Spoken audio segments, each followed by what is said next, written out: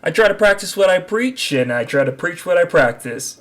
So, needless to say, when I got a chance to go talk to some awesome people and awesome individuals, it was a good time. Hello there, true believers, and welcome to my show. I am Vaderfly, but you can also call me the King of Dreamers. You can find me here on my Instagram right over there. I am him, he is me, and you can follow all my cosplay stuff and ask me random questions if you want to. Please like, share, and subscribe to the channel. Your contribution is going to help us build a better geek community inside the walls of just being understanding that all of us have different of opinions. We all are of different breeds, different races, genders, sexualities. We are all coming together to do one thing, and that is to have fun and just have a good time with entertainment. That's just it. I'm gonna be 100% honest. That's what I've always wanted. I love to see this kind of stuff, but I have removed myself from the geekdom community to get away from the crazies, because the crazies are freaking insane. So, if anybody doesn't know, I made a video right over here about my trip to LA, and it was a blast. I had a great time. This was my second time going to the LA Comic-Con. The first time I went to represent a movie called Monster Force Zero, which yours truly is in it. If you want to go check it out, you can more than welcome check it out on Amazon Prime. You can see that I am the evil character. I don't want to say any more to give it away, but I am a character in this movie, and it's absolutely amazing. So, got to be part of that, and got to promote it at LA Comic-Con, which was a lot of fun. A couple years later, everything's going on, kind of really figure out how to get back up there. Finally got a chance to go back up there because of a good friend of mine. He got us up there, and got the chance to just see LA, see what it was about, got all that kind of fun stuff. And I got a chance to talk with the people of Film Threat and everything else. Now, I automatically know what I'm going to be put as, and I'm just going to discredit that. Look, I'm not some chud or somebody like that. All I've always wanted is my entertainment just to be that entertaining, and nothing against people that are of diverse backgrounds or diverse natures. It's just sometimes you just want to be entertained, and that's it. That's all you want. There's nothing else besides that.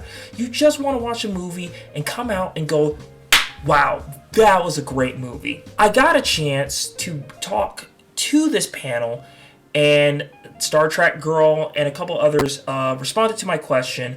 So I'm going to play this clip. It's about 5-ish minutes long. I hope you enjoy. And then I will talk to you guys here in just a moment about more of my adventures in LA. And we'll go from there. It's all on you. Sorry. I mean, That's all good. I absolutely love the energy and everything, and you guys are just absolutely great. I remember, watching Star Wars and everything as a kid and growing up with it, and seeing what Disney has basically been doing to it, and kind of like saying now it's become a safe place for Black nerds to watch it and things like along that line. It kind of bothers me because I see a lot of the characteristics and tropes, especially like Reva being just an angry Black stereotype or something like that along those lines. So my question is, if for science fiction, especially for diversity's sake, not just putting characters in there for diversity's sake, but actually giving them character growth and arcs and things like that, what would be the recommendations on something like that? Because I'm inspiring to try to make my own sci-fi stuff. So what is the best way to do that without throwing 100 stereotypes like transitioning and discovery or, something like that along those lines? Well, I just repeat what I said, but it's that human journey. Again, it doesn't matter what we look like, our skin color, where we come from. We all have the same struggles in life. And if I were to refer you to anything, I'd probably refer you from a science fiction standpoint, just the original Twilight Zone series, because all those stories are there. Even the original Star Trek. You know, every story was about the human condition, and it went beyond just race and color and creed. Anyone else want to address? Please, jump in on You that. go. Well, I would just say, so I think you and I have something in common, and that we both love Luke Skywalker. And you and I both don't look anything like Luke Skywalker. But when I was a little kid, I grew up on a farm in the middle of nowhere. And when I first watched Star Wars, I saw Luke Skywalker, who was just a kid that grew up in the middle of nowhere on a farm, and him staring off at the binary sunset, and then he goes on to be the hero of the movie and destroy the Death Star. And I was like, oh my god. If Luke Skywalker can do that, then so can I. And I didn't give two shits that he had blonde hair, blue eyes, and doesn't look anything like me. It was because of who he was and what he was able to do that gave me hope, as cheesy as that is. And so I think that that's just the key to it. Just write a character that is a real person that speaks to you and what you want. Anyone else? I just got to use this excuse to bring up Buffy, one of the greatest shows ever made. I've never been a teenage girl or a cheerleader or a vampire, but I love that show. And and it's one of the perfect examples of what sucks is a lot of people try to copy Joss Whedon and make it terrible. But that normalized a lot of things. How you achieve normalization is by casting humans.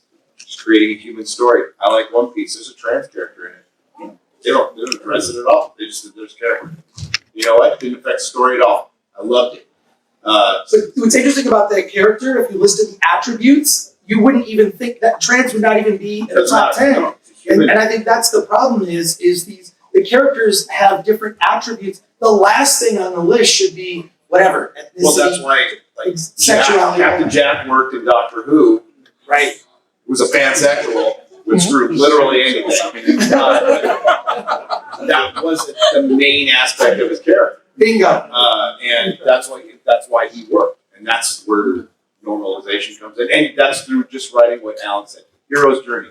Doesn't matter what the hero looks like. Right? Big round of applause for this question. And also, I'm loving it. I love it. It's great. Thank you so much. We're going to wrap, unfortunately, here. I want to thank LA Comic Con for hosting us with this panel. I want to thank everyone. And that's it, ladies and gentlemen. That is what my time when I went to go see the panel and had an absolute amazing time talking with these individuals, from Neurotic to that Star Wars girl and all those guys. Now, I know immediately what people are going to say, and I get it. I understand. Sometimes their takes can be a little wild. Sometimes their takes can be a little crazy. But you gotta understand, they're playing with people that have tried to dox them and kind of get them not alive anymore. Let's put them that gently for people out there. And where it used to be in a community where you used to be able to talk about this stuff without this kind of worrying, without this kind of fear. I get this sometimes myself where I'm talking about like a character like, say, Miles Morales, and I say that the character is not that interesting because he's not. He really hasn't appealed to me in a while, except for the movies. And I get just the worst kind of stuff, and being told to go back to the plantation and things like along that line, and it's kind of very disheartening to see kind of a lot of that talking point. But to get to actually sit down and actually bring this up and bring this feeling that I've been feeling for the longest time up to these guys, and not feeling like I'm going crazy, it's just been nice. Doesn't mean I'm gonna start making woke material. That's not what I'm gonna be doing with this channel. This channel is for everybody to come here, talk about their feelings. Doesn't matter if you're left, doesn't matter if you're right, doesn't matter if you're in the center. It talks about everything, about what we want to see for our entertainment going forth into the future. And that's what we want to do. Coming from a guy that has worked in the industry, even though it's been the low indie scene, I've done a couple of fan films. I've done, like I said before, I did Monster Force Zero. I worked behind the camera, in front of the camera. I didn't really do any directing work. You might see some directing work here later this year, but I didn't really do any directing work. I've written self-published 3 books back when I was younger. I've been a part of a band. I've done a lot of stuff in the entertainment vector of things. And I'm gonna tell you, it's one of the greatest things when you are able to share your art with other people. And when you're afraid to share your art is when you have to be confined by your ideologies. We are not a monolith, guys. We are free thinkers. Like one of my favorite quotes is, "I am not a number, I am a free man." If you understood that quote, I am buying you a beer, I promise. But I had a great time at LA Comic Con. What a great experience I had. Going there to experience different people's views, loving to see the different cosplayers that were there, getting to just meet some great people there, made a good friend and got to meet these guys. What my whole point of this video is, if you haven't understood, that what I'm trying to do here is try to build something of a community where we all just kind of get along. That's all there is to it. Yes, I can be brash at times. I will definitely admit that. But at the same time, I am trying to get you to see and hopefully to understand that we are all asking for one thing, and that's just to be entertained. Yes, there has been messaging and stuff. Yes, there are toxic fans out there. Totally agree with that. But it hasn't been the majority, but the minority. And that's what we all are taking for granted here. So in the end, what do I have to say to you, true believer? Thank you so much for getting me to 100 subscribers. I wanted to do this video for my 100 subscribers, and I can't say enough thank you so much. Just working every freaking milestone I can and working my butt off to do this, because this was a dream project of mine when I was younger, and I'm going to achieve this goal now today, older. I've put it off for so long because I was always afraid that I was going to fail because I didn't have the right things. Well, here I am, and I'm ready to tell you guys, you can do it. I believe in you. Go out there and do that thing. Doesn't matter what your ideology is. Doesn't matter what your political view is. Go out and create art. Be amazing. Break away from the monolith. Just do something fantastic, and we will all be fantastic, because you know what? You're beautiful out there. That means I'm beautiful right here. That means you are beautiful right there. So I will talk to you later, true believers. Make sure to follow me on my Instagram right over here. You can also follow me right here at Vaderfly. You can talk with me and all that kind of stuff. I'll be asking some questions on my Instagram about different things you guys want to talk about, and posting my Sunday videos for the week on there as well. So I love you, true believers. Thank you guys so much. We're going to be awesome. We're going to be amazing. And we'll talk to you later, okay? All right. Peace.